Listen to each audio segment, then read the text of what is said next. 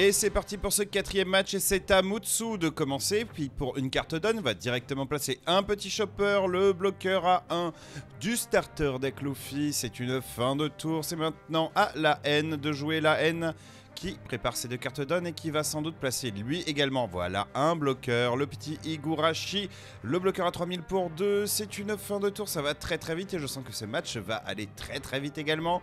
Mutsu avec 3 cartes donne. On peut faire énormément de choses dans le rouge avec 3 cartes donne. Que va faire Mutsu? Il va déjà aller booster son leader à plus 1000 pour aller attaquer directement le leader adverse. C'est une attaque à 6000 qui va sans doute être bloquée. On hésite, c'est une attaque qui va être donc bloquée avec Higurashi. Et pour 2, on va aller placer un Sanji-Rue qui ne va pas déclencher son attaque. Je vous rappelle qu'on doit prendre un de ses points de vie pour que cette carte obtienne la capacité rush. Ce ne sera pas le cas ici, c'est une fin de tour. C'est maintenant aux joueurs de Kaido de jouer. Et pour 3, on va tout de suite jouer Onigashima. Onigashima qui va nous permettre à chaque tour de rajouter une carte donne en mode inertie à ses énergies. C'est chose faite. Ça va être une attaque sans doute native sur le leader adverse. Et c'est pris à 5000. Attention, la haine qui a toujours un petit peu de mal à mettre ses cartes en mode inertie. Il le fait après l'attaque. Bon, c'est pas grave. Au moins, vous avez ma voix pour commenter. Donc, nouveau tour pour Mutsu. Mutsu qui a maintenant 5 cartes donne. 5 cartes donne, on peut tout de suite commencer à balancer des Luffy rués et commencer à attaquer très fort son adversaire. Je pense que de toute façon c'est ce qu'il va choisir de faire vu que le plan de jeu contre Kaido c'est de l'agresser très fort le plus vite possible. Que ce soit des attaques à 5000 ou des attaques à 7000, elles seront très souvent défendues par des capacités de contre à plus 2000.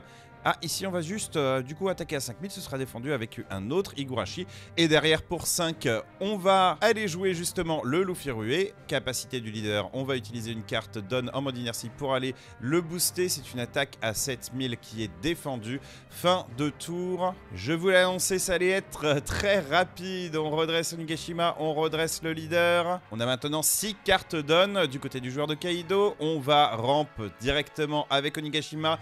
Et pour 6, on déclenche le donne-1 et on va jouer un King qui va renvoyer le petit bloqueur dans la main. Je ne sais pas si c'était la meilleure cible.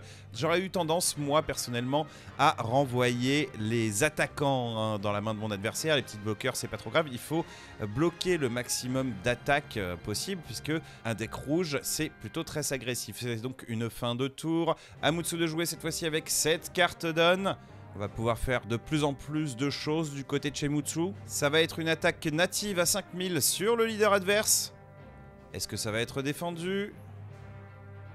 Non, pas de défense. C'est un PV qui est pris. Capacité trigger.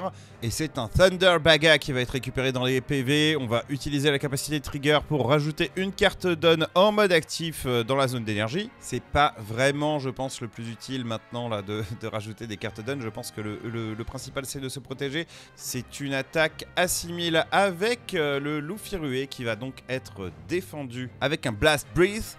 Je rappelle, pour un donne-1, on rajoute plus 4000. Et pour 5, maintenant, on va jouer un second Luffy rué. On va aller booster le Sanji pour essayer d'aller toucher les points de vie de notre adversaire. Et c'est pris. Maintenant, on va lancer une autre attaque avec le Luffy rué à 6000. C'est pris. Et pour 1, on va aller sécuriser la game avec un petit chopper bloqueur. Très gros tour de la part de Mutsu. Ça va être très difficile de revenir dans la game pour le joueur de Kaido. On va aller ramper avec Onigashima dès l'ouverture de ce tour. Il va falloir réfléchir très fort, mais bon, là avec les deux Luffy rués sur le terrain, il va falloir s'en débarrasser très vite avec le petit bloqueur. Ça va être compliqué. Qu'est-ce qu'il nous fait là? Qu'est-ce qu'il nous fait la haine? Il va nous jouer pour 5. Un Queen donne-1. On pioche 2 cartes et on en défausse une. Il a essayé d'aller chercher sans doute des cartes pour pouvoir se défendre au prochain tour. Malheureusement, je pense que voilà, les cartes qui lui restent sur le board ne seront pas assez boostées pour se débarrasser du Luffy, des deux Luffy avec rué. Là, il va y avoir beaucoup d'attaques au tour qui va arriver. Alors, on booste avec 2 cartes donne le leader pour effectuer une attaque à 7000. Mais c'est avec Deck King qu'on va aller attaquer à 7000 sur le Luffy Rué, sur un des Luffy Rué. C'est facilement défendu avec un Brook et une valeur de contre de plus 2000. Une seconde attaque maintenant sur le Sanji qui va être bloqué avec le petit Chopper.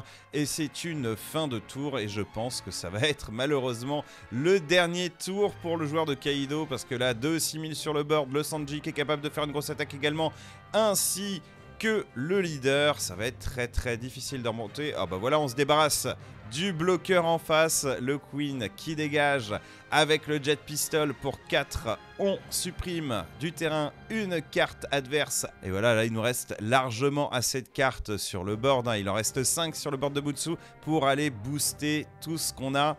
Ce sera 2 cartes d'on qui seront placées sous le leader pour aller le booster et mener une attaque dans la tête. On va face, on agresse notre adversaire. Si c'est pas défendu, c'est clair et net que c'est une partie gagnée. Allez, c'est pas défendu. Un point de vie qui part. On va enchaîner avec une attaque boostée à plus 1000. On attaque à 7000 du coup avec le Luffy Rué. C'est une seconde attaque qui ne sera pas défendue. Là, il suffit de tout mettre sous une seule attaque. Soit on peut se permettre de booster le Sanji pour en avoir 2. Mais là, je pense que le plus évident, voilà, on utilise le pouvoir de notre leader. Et il ne booste pas avec 3 cartes. Il ne booste qu'avec une. Ah si, il y a la troisième carte qui arrive, la troisième carte donne qui va lui permettre de faire une attaque à 9000 sur le leader adverse. Si ça passe, c'est terminé. Et voilà, la haine qui...